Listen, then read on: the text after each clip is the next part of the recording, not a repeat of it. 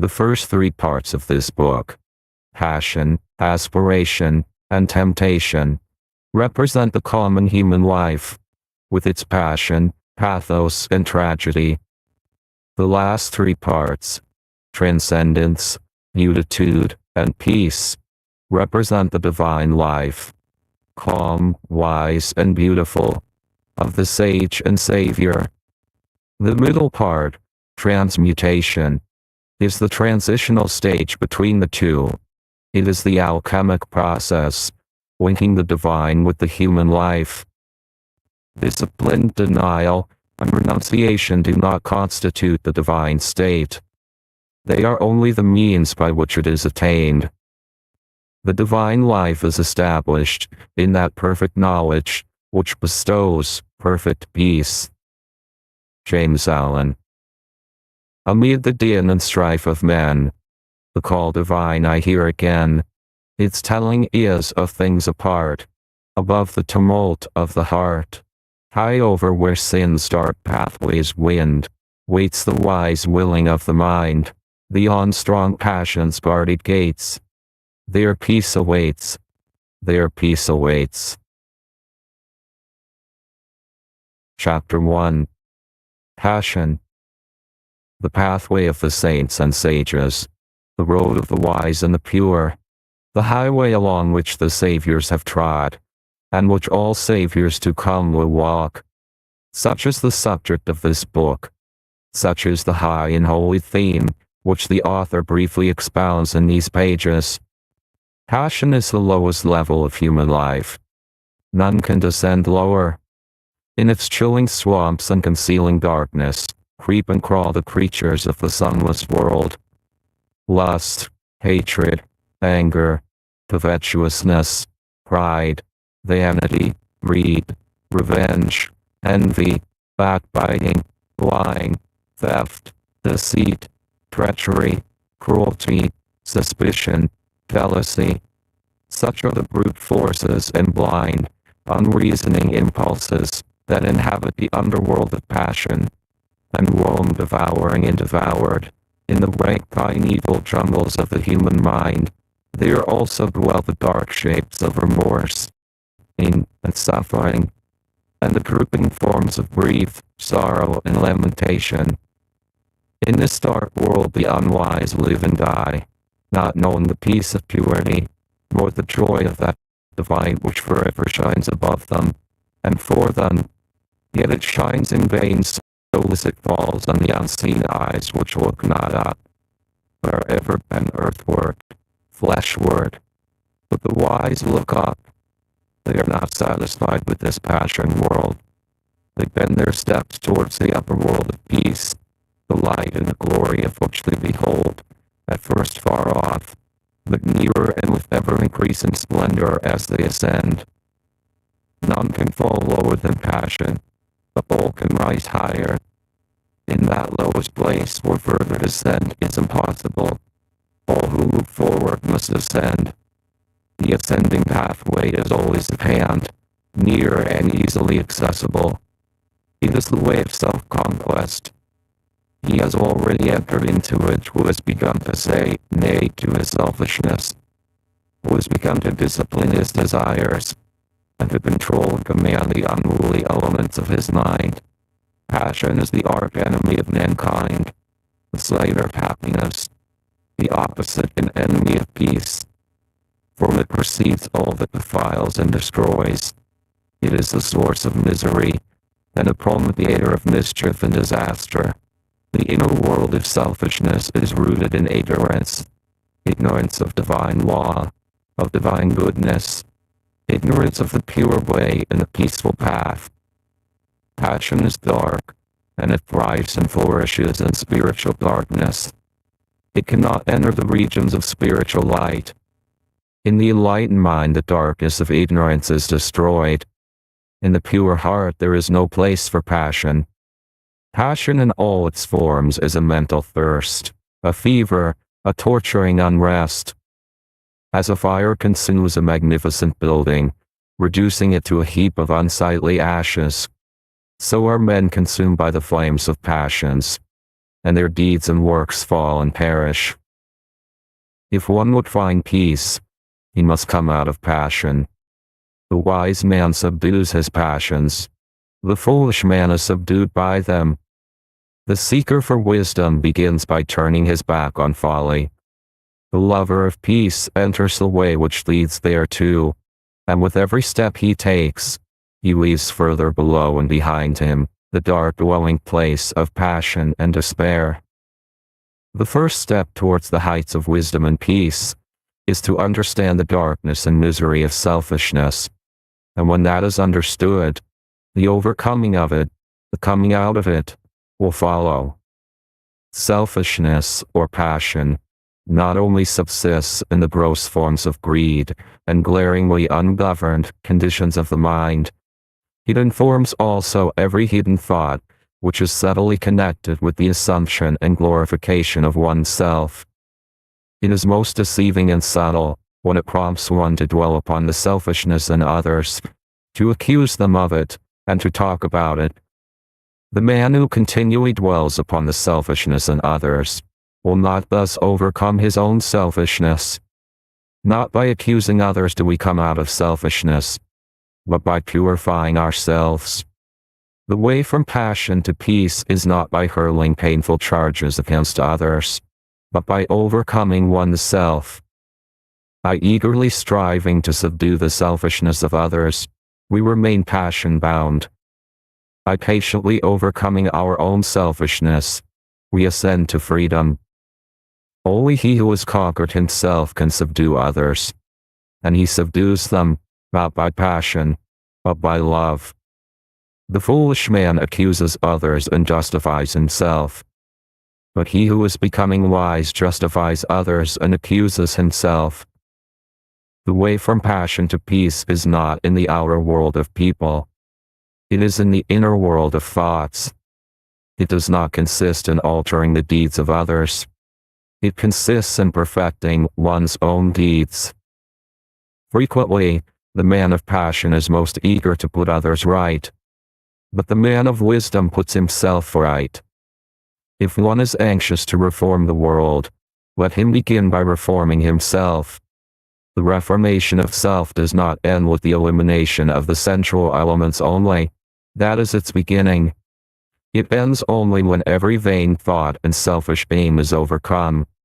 Short of perfect purity and wisdom, there is still some form of self-slavery or folly, which needs to be conquered. Passion is at the base of the structure of life. Peace is at its crown and summit. Without passion to begin with, there would be no power to work with, and no achievement to end with. Passion represents power, but power misdirected, power producing hurt instead of happiness. Its forces, while instruments of destruction in the hands of the foolish, are instruments of preservation in the hands of the wise. When curbed and concentrated and beneficially directed, they represent working energy. Passion is the flaming sword which guards the gates of paradise. It shuts out and destroys the foolish. It admits and preserves the wise. He is the foolish man who does not know the extent of his own ignorance, who is the slave of thoughts of self, who obeys the impulses of passion. He is the wise man who knows his own ignorance, who understands the emptiness of selfish thoughts, who masters the impulses of passion. The fool descends into deeper and deeper ignorance. The wise man ascends into higher and higher knowledge. The fool desires, suffers, and dies. The wise man aspires, rejoices, and lives. With mind intent on wisdom and mental gaze raised upward, the spiritual warrior perceives the upward way, and fixes his attention upon the heights of peace. Chapter 2. Aspiration. With the clear perception of one's own ignorance, comes the desire for enlightenment, and thus in the heart is born aspiration, the rapture of the saints. On the wings of aspiration man rises from earth to heaven, from ignorance to knowledge. from the underdarkness to the upper light. Without it he remains a groveling animal, earthly, sensual, unenlightened and uninspired. Aspiration is the longing for heavenly things, for righteousness, compassion, purity, love, as distinguished from desire, which is the longing for earthly things, for selfish possessions, personal dominance, low pleasures, and sensual gratifications. As a bird deprived of its wings cannot soar, so a man without aspiration cannot rise above his surroundings and become a master of his animal inclinations. He is the slave of passions, is subject to others, and is carried hither and thither by the changing current of events. For one to begin to aspire means that he is dissatisfied with his low status, and is aiming at a higher condition. It is a sure sign that he is aroused out of his lethargic sleep of animality, and has become conscious of nobler attainments and a fuller life. Aspiration makes all things possible. It opens the way to advancement. Even the highest state of perfection conceivable, it brings near and makes real and possible. For that which can be conceived, can be achieved. Aspiration is the twin angel to inspiration. It unlocks the gates of joy. Singing accompanies soaring. Music, poetry, prophecy, and all high and holy instruments are at last placed in the hands of those whose aspirations flag not, whose spirit does not fail. So long as animal conditions taste sweet to a man, he cannot aspire. He is already satisfied. But when their sweetness turns to bitterness, then in his sorrow he thinks of nobler things. When he is deprived of earthly joy, he aspires to the joy which is heavenly. It is when impurity turns to suffering that purity is sought. Truly aspiration rises, phoenix-like, from the dead ashes of repentance, but on its powerful pinions, man can reach the heaven of heavens. The man of aspiration has entered the way which ends in peace, and surely he will reach that end, if he neither stays nor turns back. If he constantly renews his mind with glimpses of the heavenly vision, he will reach the heavenly state. Man attains to the measure that he aspires. His longing is to be the gauge of what he can be. To fix the mind is to foreordain the achievement. As a man can experience and know all low things, so he can experience and know all high things. As he has become human, so he can become divine. The turning of the mind in high and divine directions is the sole and needful task. What is impurity but the impure thoughts of the thinker? What is purity but the pure thoughts of the thinker? One man does not do the thinking of another. Each man is pure or impure of himself alone. If a man thinks, it is through others or circumstances or heredity that I am impure, how can he hope to overcome his errors? Such a thought will check all holy aspirations, and will bind him to the slavery of passion. When a man fully perceives that his errors and impurities are his own, that they are generated and fostered by himself, that he alone is responsible for them, then he will aspire to overcome them. The way of attainment will be opened up to him, and he will see from where and to what destination he is traveling. The man of passion sees no straight path before him, and behind him all is fog and gloom. He seizes the pleasure of the moment, and does not strive for understanding or think of wisdom. His way is confused, turbulent, and troubled, and his heart is far from peace. The man of aspiration sees before him the pathway up the heavenly heights, and behind him are the circuitous routes of passion up which he has hitherto blindly groped. Striving for understanding, and his mind set on wisdom, his way is clear, and his heart already experiences a foretaste of the final peace. Men of passion strive mightily to achieve little things, things which speedily perish, and in the place where they were, leave nothing to be remembered. Men of aspiration strive with equal might to achieve great things, things of virtue, of knowledge, of wisdom, which do not perish, but stand as monuments of inspiration for the uplifting of humankind. As the merchant perceives worldly success by persistent exertion, so the saint achieves spiritual success by aspiration and endeavor. One becomes a merchant, the other a saint, by the particular direction in which his mental energy is guided.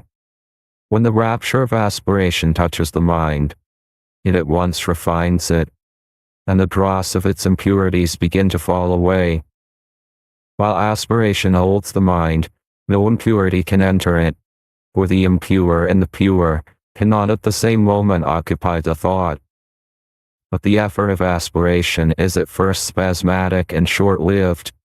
The mind falls back into its habitual error, and must be constantly renewed. The lover of the pure life renews his mind daily, with the invigorating glow of aspiration. He rises early, and fortifies his mind with strong thoughts and strenuous endeavor. He knows that the mind is of such a nature that it cannot remain for a moment unoccupied, and that, if it is not held and guided by high thoughts and pure aspirations, it will assuredly be enslaved and misguided by low thoughts and base desires.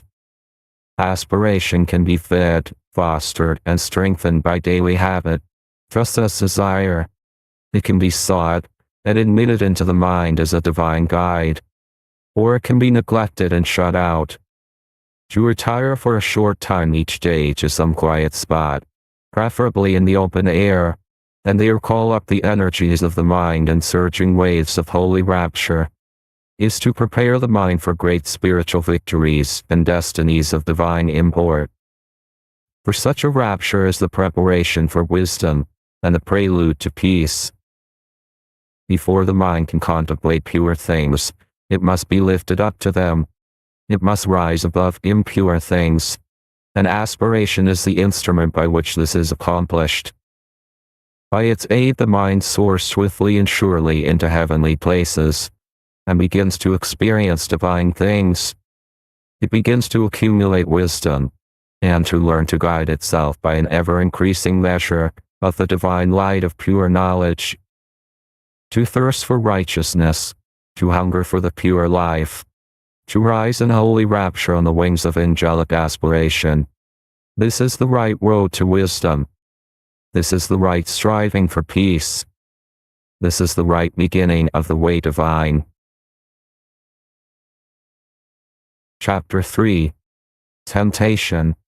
Aspiration can carry a man into heaven, but to remain there, he must learn to conform his entire mind to the heavenly conditions. To this end, temptation works. Temptation is the reversion, in thought, from purity to passion. It is going back from aspiration to desire. It threatens aspiration until the point is reached where desire is quenched in the waters of pure knowledge and calm thought. In the early stages of aspiration, temptation is subtle and powerful, and is regarded as an enemy. But it is only an enemy in the sense that the one tempted is his own enemy. In the sense that it is the revealer of weakness and impurity, it is a friend, a necessary factor in spiritual training. It is, indeed, an accompaniment of the effort to overcome evil and apprehend good. To be successfully conquered, the evil in a man must come to the surface and present itself, and it is in temptation that the evil hidden in the heart stands revealed and exposed. That which temptation appeals to and arouses is unconquered desire, and temptation will again and again assail a man until he has lifted himself above the lusting impulses. Temptation is an appeal to the impure. That which is pure cannot be subject to temptation. Temptation waylays the man of aspiration until he touches the reign of the divine consciousness, and beyond that border temptation cannot follow him. It is when a man begins to aspire that he begins to be tempted. Aspiration rouses up all the latent good and evil, in order that the man may be fully revealed to himself. For a man cannot overcome himself unless he fully knows himself. It can scarcely be said of the merely animal man that he is tempted, for the very presence of temptation means that there is a striving for a pure state. Animal desire and gratification is the normal condition of the man who has not yet risen into aspiration. He wishes for nothing more, nothing better, than his sensual enjoyments, and this, for the present, satisfied. Such a man cannot be tempted to fall, for he has not yet risen. The presence of aspiration signifies that a man has taken one step, at least, upward, and is therefore capable of being drawn back. This backward attraction is called temptation. The allurements of temptation subsist in the impure thoughts and downward desires of the heart. The object of temptation is powerless to attract when the heart no longer lusts for it. The stronghold of temptation is within a man, not without, and until a man realizes this, the period of temptation will be prolonged. While a man continues to run away from outward objects, until the delusion that temptation subsists entirely in them, and does not attack and purge away his impure imaginings, his temptations will increase, and his falls will be many and grievous.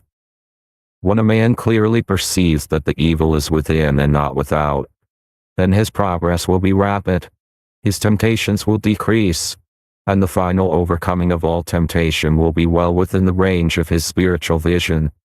Temptation is torment. It is not an abiding condition, but is a passage from the lower condition to the higher. The fullness and perfection of life is bliss, not torment. Temptation accompanies weakness and defeat, but a man is destined for strength and victory. The presence of torment is the signal to rise and conquer. The man of persistence and ever-renewed aspiration does not allow himself to think that temptation cannot be overcome. He is determined to be the master of himself. Resignation to evil is an acknowledgement of defeat. It signifies that the battle against self is abandoned, that good is denied, that evil is made supreme.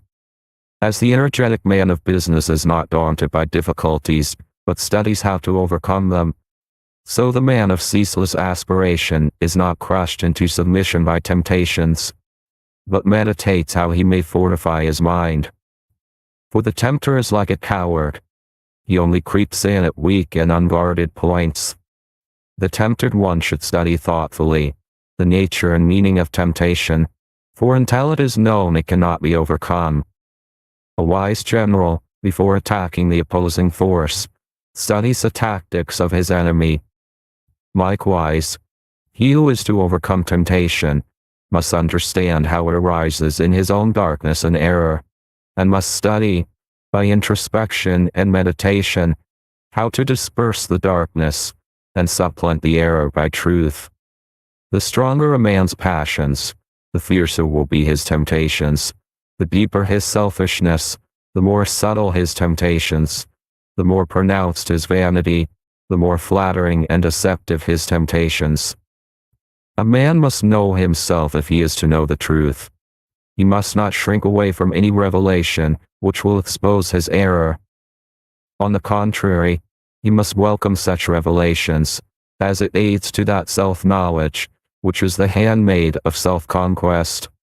The man who cannot endure to have his errors and shortcomings brought to the surface and made known, but tries to hide them, is unfit to walk the highway of truth.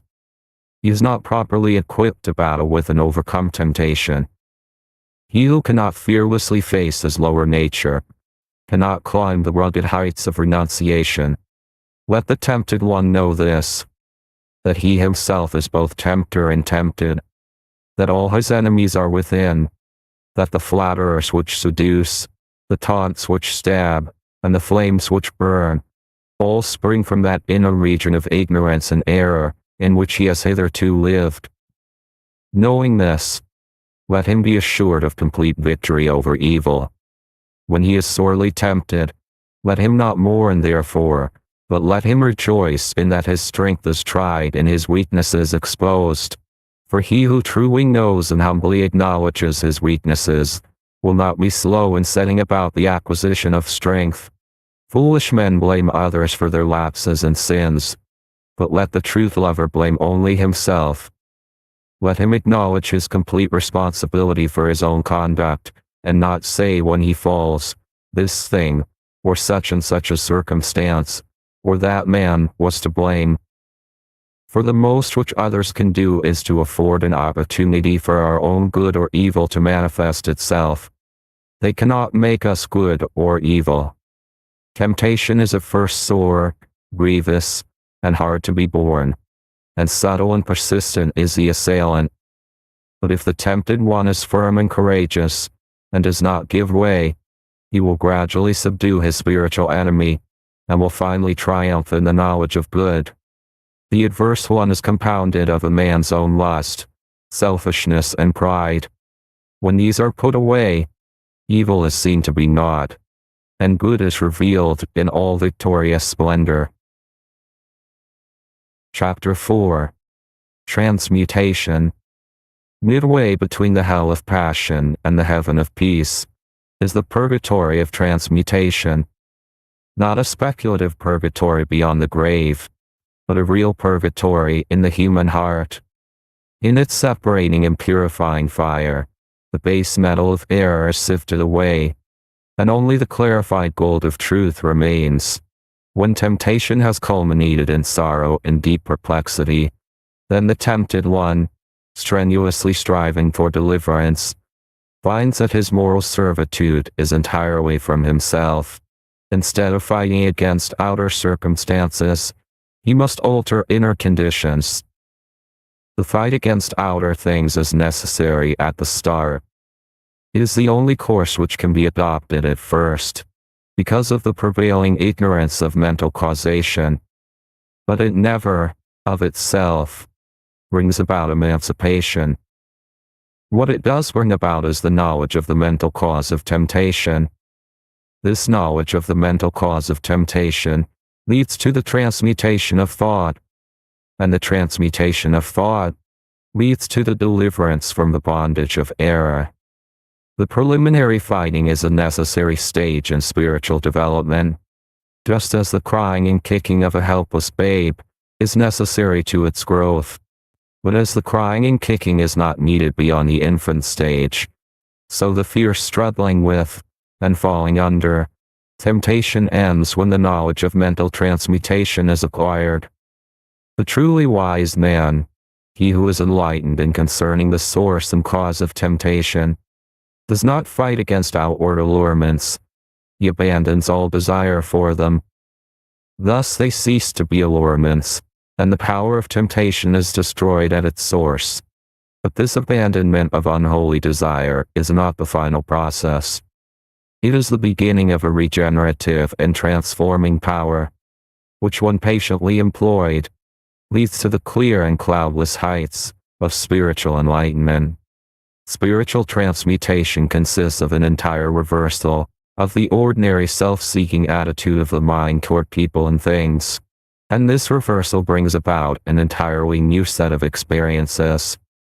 Thus the desire for a certain pleasure is abandoned, cut off at its source, and not allowed to have any place in the consciousness. But the mental force which that desire represented is not annihilated. It is transferred to a higher region of thought, transmuted into a purer form of energy. The law of conservation of energy prevails universally in the mind as it does in matter, and the force shut off in lower directions is liberated in higher realms of spiritual activity. Along the saintly way toward the divine life, the midway region of transmutation is the country of sacrifice, the plain of renunciation. Old passions, old ambitions and thoughts are cast away and abandoned, but only to reappear in some more beautiful, more permanent, more eternally satisfying form. Valuable jewels, long guarded and cherished, when thrown tearfully in the melting pot, are remolded into new and more perfect adornments. Likewise, the spiritual alchemist, at first reluctant to part company with long-cherished thoughts and habits, at last gives them up to discover, a little later, to his joy, that they come back to him in the form of new faculties, rarer powers, and purer joys. Spiritual jewels newly polished, beautiful, and resplendent.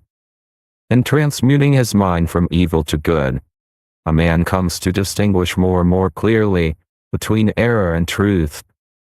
And so distinguishing, he ceases to be swayed and prompted by outward things, and by the actions and attitudes of others. Instead, he acts from his knowledge of truth. First acknowledging his errors, and then confronting them with a searching mind and a humble heart, he subdues, conquers, and transmutes them. The early stage of transmutation is painful but brief, for the pain is soon transformed into pure spiritual joy, the brevity of the pain being measured by the intelligence and energy with which the process is pursued. While a man thinks that the cause of his pain is the attitude of others, he will not pass through it. But when he perceives that its cause is in himself, then he will soon pass beyond it into joy. The unenlightened man allows himself to be disturbed, wounded, and overthrown by what he regards as the wrong attitude of others towards him. This is because the same wrong attitude is in himself. He indeed doles out to them, in return, the same actions, regarding as right in himself that which is wrong in others. Slander is given for slander, hatred for hatred, anger for anger. This is the action and reaction of evil. It is the clash of selfishness with selfishness. It is only the self, or selfish elements, within a man that can be aroused by the evil in another. The truth, or divine characteristics in a man, cannot be approached by that evil, much less can be disturbed and overthrown by it. It is the conversation, or complete reversal of this self or selfishness into truth, that constitutes transmutation. The enlightened man has abandoned the delusion that evil in others has the power to hurt and subdue him, and he has grasped the profound truth that he is only overthrown by the evil in himself. He therefore ceases to blame others for his sins and sufferings, and applies to himself to purifying his own heart. In this reversal of his mental attitude, he transmutes the lower selfish forces into the higher moral attributes. The base ore of error is cast into the fire of sacrifice, and there comes forth the pure gold of truth. Such a man stands firm and unmoved when assailed by outward things.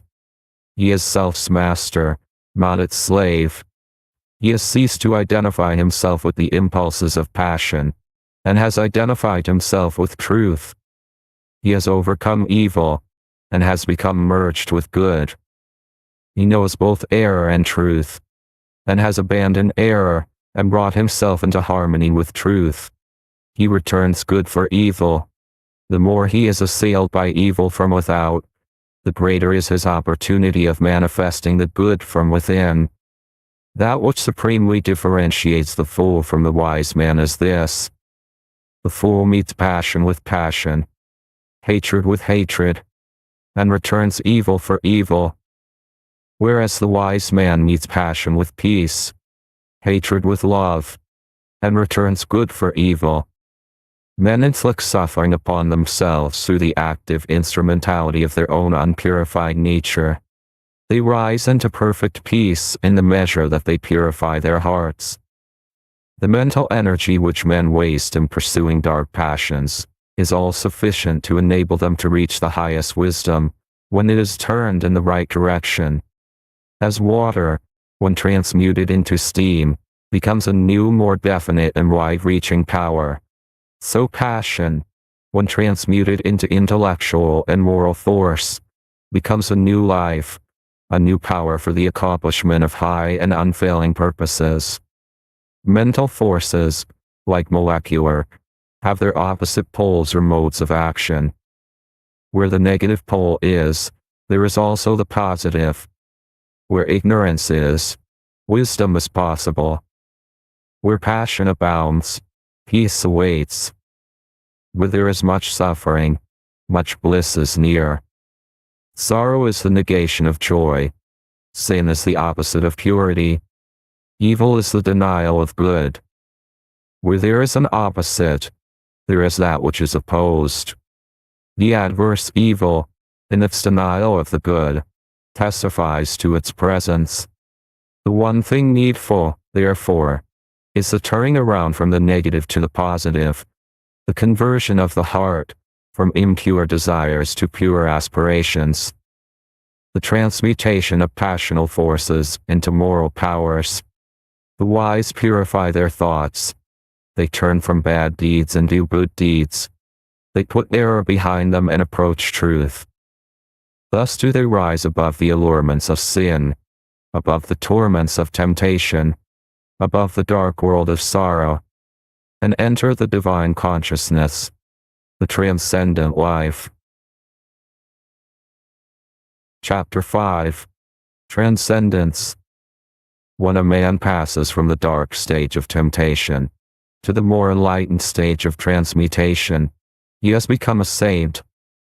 A saint is one who perceives the need for self-purification, who understands the way of self-purification, and who has entered that way and is engaged in perfecting himself. But there comes a time in the process of transmutation when, with the decrease of evil and the accumulation of good, there dawns in the mind a new vision, a new consciousness, a new man.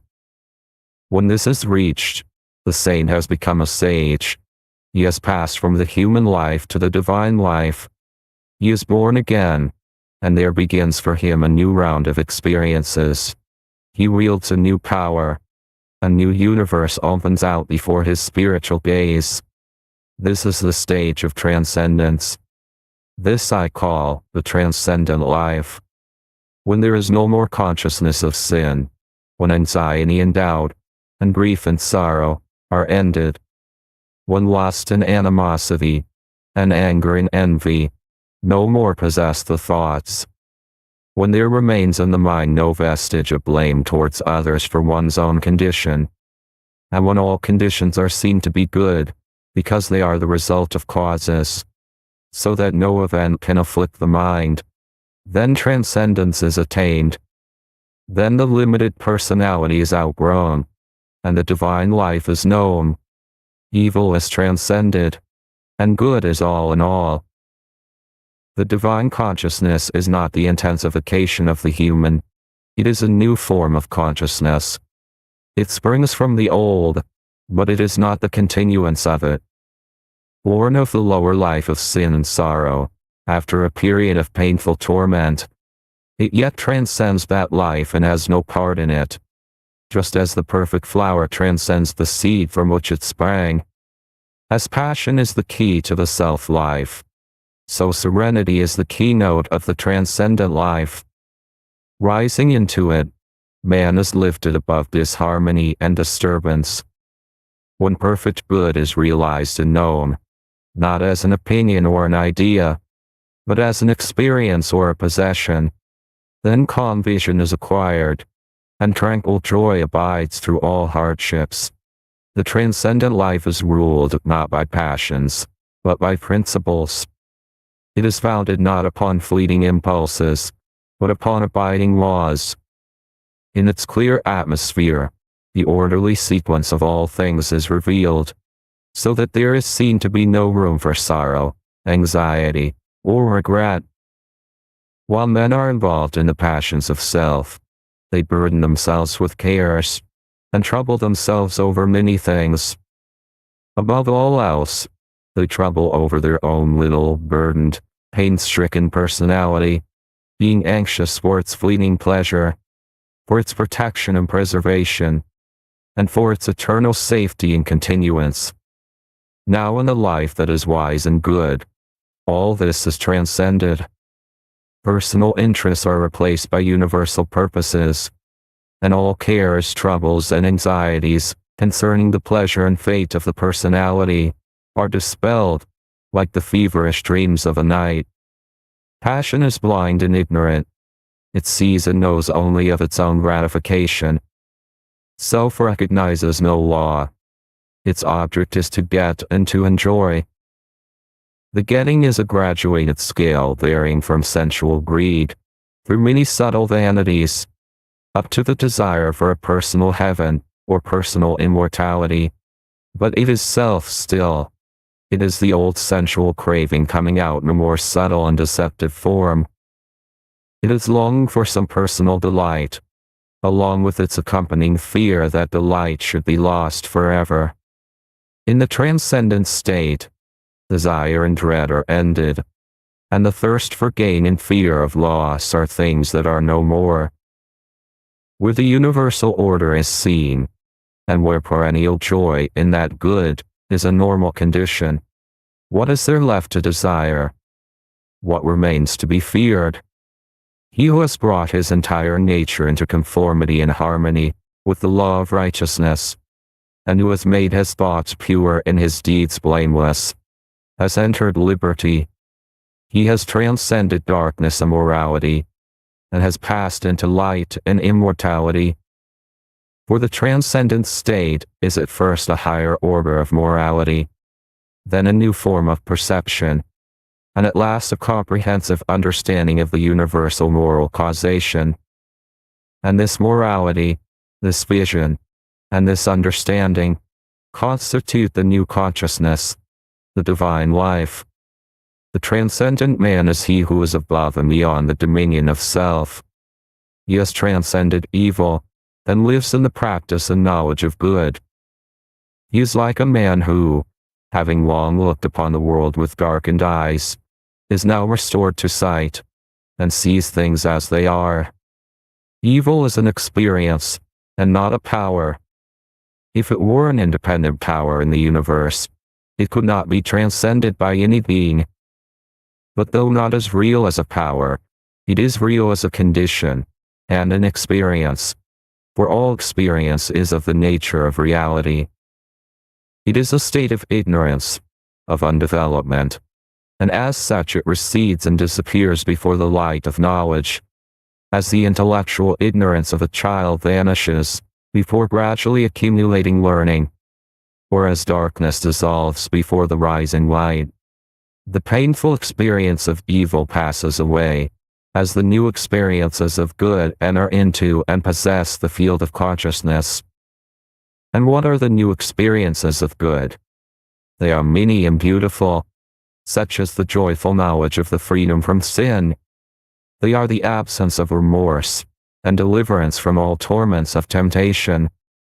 They are ineffable joy in conditions and circumstances which formerly caused deep affliction, and imperviousness to be hurt by the actions of others. They are great patience and sweetness of character, serenity of mind under all circumstances, and emancipation from doubt, fear, and anxiety. They are freedom from all dislike, envy, and animosity, with the power to feel and act kindly toward others, those who see fit to constitute themselves as one's enemies or opponents. They are the divine power to give blessings for curses, and to return good for evil. A deep knowledge of the human heart, with a perception of its fundamental goodness, an insight into the law of moral causation, and the mental evolution of beings, with a prophetic foresight of the sublime good that awaits humanity. Above all, they are a glad rejoicing in the limitation and impotency of evil, and in the eternal supremacy and power of good. All these, and the calm, strong, far-reaching life that these implying contain, are the rich experiences of the transcendent man, along with all the new and varied resources, the vast powers, the quickened abilities, and enlarged capacities that spring to life in the new consciousness. Transcendence is surpassing virtue. Evil and good cannot dwell together. Evil must be abandoned, left behind, and transcended before good is grasped and known. When good is practiced and fully comprehended, then all the afflictions of the mind are at an end. For that which is accompanied with pain and sorrow in the consciousness of evil is not so accompanied in the consciousness of good. Whatsoever happens to the good man cannot cause him perplexity or sorrow, for he knows its cause and issue, knows the good which is ordained to accomplish in himself, and so his mind remains happy and serene. Though the body of the good man may be bound, his mind is free. Though it may be wounded and in pain, joy and peace abide within his heart. A spiritual teacher had a pupil who was apt and earnest. After several years of learning and practice, the pupil one day offered a question for discussion which his master could not answer. After days of deep meditation, the master said to his pupil, "I cannot answer the question which you have asked. Have you any solution to offer?" Whereupon the pupil formulated a reply to the question which he had propounded. The master then said to him, "You have answered that which I could not, and henceforth neither I nor any man can instruct you, for now you are indeed instructed by truth. You have soared, like the kingly eagle, where no man can follow. Your work is now to instruct others. You are no longer the pupil. You have become the master." In looking back on the self-life which he had transcended, the divinely enlightened man sees all the afflictions of that life, as though his schoolmasters were teaching and leading him upward. And in the measure that he penetrated their meaning, and lifted himself above them, they departed from him. Their mission to teach him having ended, they left him the triumphant master of the field. For the lower cannot teach the higher. Ignorance cannot instruct wisdom. Evil cannot enlighten good. Nor can the pupil set lessons for the master. That which is transcended cannot reach up to that which transcends.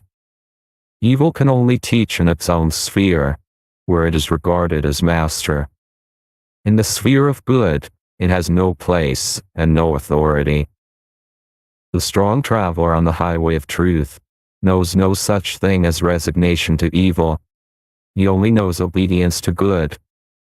He who submits to evil, saying, "Sin cannot be overcome, and evil must be borne," thereby acknowledges that evil is his master. It is not his master to instruct him, but to bind and oppress him. The lover of good cannot be a lover of evil, nor can he, for one moment, admit its ascendancy. He elevates and glorifies good, not evil. He loves light, not darkness. When a man makes truth his master, he abandons error. As he transcends error, he becomes more like his master, until at last he becomes one with truth, teaching it, as a master, by his actions, and reflecting it in his life. Transcendence is not an abnormal condition. It belongs to the orderly process of evolution. Though as yet few have reached it, all will come into it in the course of the ages. And he who ascends into it sins no more, sorrows no more, and is no more troubled. Good are his thoughts, good are his actions, and good is the tranquil tenor of his way. He has conquered self, and has submitted to truth. He has mastered evil, and has comprehended good. Henceforth, neither men nor books can instruct him, for he is instructed by the supreme good, the Spirit of truth. Chapter 6. Beatitude. When divine good is practiced, life is bliss. Bliss is the normal condition of the good man. Those outer assaults, harassments, and persecutions, which bring about such suffering to others, only serve to heighten his happiness, for they cause the deep fountain of good within him to well up to greater abundance. To have transcendent virtue is to enjoy transcendent happiness. The beatific blessedness, which Jesus holds out, is promised to those having the heavenly virtues, to the merciful, the pure in heart, the peacemakers, and so on. The higher virtue does not merely and only lead to happiness. It is happiness. It is impossible for a man of transcendent virtue to be unhappy. The cause of unhappiness must be sought and found in the self-loving elements, and not in the self-sacrificing qualities. A man may have virtue and be unhappy, but not so if he has divine virtue. Human virtue is mingled with self, and therefore, with sorrow. But from divine virtue, every taint of self has been purged away, and with it, every vestige of misery. One comparison will suffice to illustrate this. A man may have the courage of a lion in attack and self-defense, such courage being a human virtue. But he will not thereby be rendered supremely happy. However, he whose courage is that of the divine kind, which enables him to transcend both attack and defense, and to remain mild, serene, and lovable under attack, such a man will thereby be rendered supremely happy. Moreover, his assailant will be rendered more happy, in that a more powerful good will overcome and cast out the fierce and unhappy evil of the other. The acquisition of human virtue is a great step towards truth. But the divine way transcends it. Truth lies upward and beyond. Doing good in order to gain a personal heaven or personal immortality is human virtue, but it is not unmixed with self, and not emancipated from sorrow. In the transcendent virtues all is good, and good is all, and there is no personal or ulterior aim. Human virtue is imperfect, it is mixed with the baser, selfish elements, and needs to be transmuted. Divine virtue is unblemished and pure, it is complete and perfect in itself. And what are the transcendent virtues that embody all happiness and joy? They are impartiality, the seeing so deeply into the human heart, and into human actions, that it becomes impossible to take sides with one man or one party against the other, and therefore, the power to be perfectly just. Unlimited kindness, towards all men, women, and all creatures, whether enemies or friends.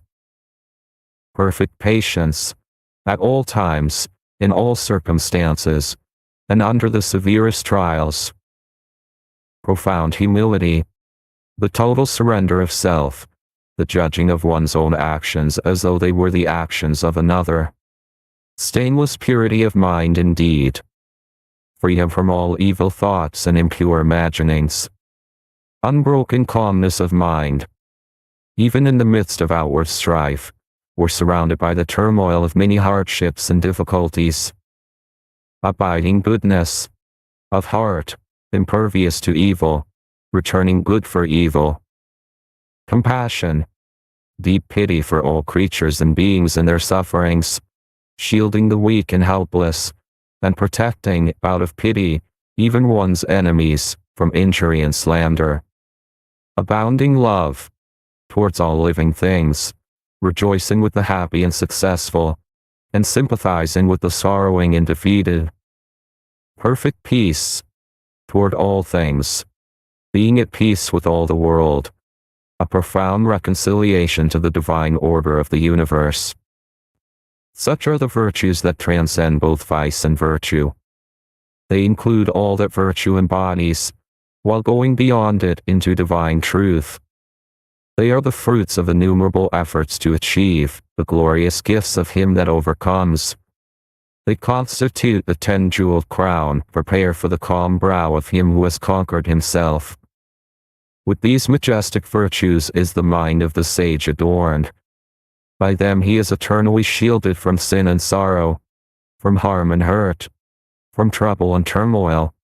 In them, he abides in happiness, a blessedness, a bliss, so pure and tranquil, so deep and high, so far transcending all the fleeting excitements of self, as to be unknown and incomprehensible to the self-seeking consciousness. The sage has conquered passion and has come to lasting peace. As the mighty mountain remains unmoved by the turbulent ocean that beats at its base, so the mind of the sage, towering in lofty virtue, remains unshaken by the tempests of passion which beat unceasingly upon the shores of life. Good and wise, he is ever more happy and serene. Transcendingly virtuous, he lives in beatific bliss. Chapter 7. Peace. Where passion is, peace is not. Where peace is, passion is not. To know this is to master the first letter in the divine language of perfect deeds. To know that passion and peace cannot dwell together is to be well prepared to renounce the lesser and embrace the greater. Men pray for peace, yet cling to passion. They foster strife, yet pray for heavenly rest. This is ignorance, profound spiritual ignorance. It is not to know the first letter in the alphabet of things divine. Hatred and love, strife and peace, cannot dwell together in the same heart. Where one is admitted as a welcome guest, the other will be turned away as an unwelcome stranger. He who despises another will be despised by others. He who opposes his fellow man will himself be resisted. He should not be surprised and mourn that men are divided. He should know that he is propagating strife. He should understand his lack of peace. He is brave who conquers another, but he who conquers himself is supremely noble. He who is victorious over another may, in turn, be defeated, but he who overcomes himself will never be subdued. By the way of self-conquest is perfect peace achieved. Man cannot understand it, cannot approach it, until he sees the supreme necessity of turning away from the fierce fighting of all things without, and entering the noble warfare against evils within. He who has realized that the enemy of the world is within and not without, that his ungoverned thoughts are the source of confusion and strife, that his own unchastened desires are the violators of his peace, and of the peace of the world, such a man is already on the saintly way. If a man has conquered lust and anger, hatred and pride, selfishness and greed, he has conquered the world. He has slain the enemies of peace, and peace remains with him. Peace does not fight, it is not partisan, it has no blatant voice. The triumph of peace is an unassailable silence. He who is overcome by force is not thereby overcome in his heart. He may be a greater enemy than before, but he who is overcome by the spirit of peace is thereby changed at heart. He that was an enemy has become a friend. Force and strife work upon the passions and fears, but love and peace reach and reform the heart.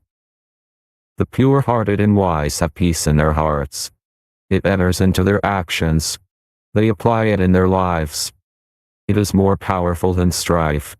It conquers where force would fail. Its wings shield the righteous. Under its protection, the harmless are not harmed. It affords a secure shelter from the heat of selfish struggle. It is the refuge for the defeated, a tent for the lost, and a temple for the pure. Where peace is practiced and possessed and known, then sin and remorse, grasping in disappointment, craving in temptation, desiring and grieving, all the turbulence and torment of the mind, are left behind in the dark sphere of the self to which they belong, and beyond which they cannot go. Beyond where these dark shadows move, the radiant plains of divine beatitude bask in eternal light, and to these, the traveler on the high and holy way comes in due time. From the blinding swamps of passion, through the thorny forests of many vanities, across the arid deserts of doubt and despair, he travels on, not turning back, nor straying from his course. He ever moves toward his sublime destination, until at last he comes, a humble and lowly, yet strong and radiant conqueror, to the beautiful city of peace.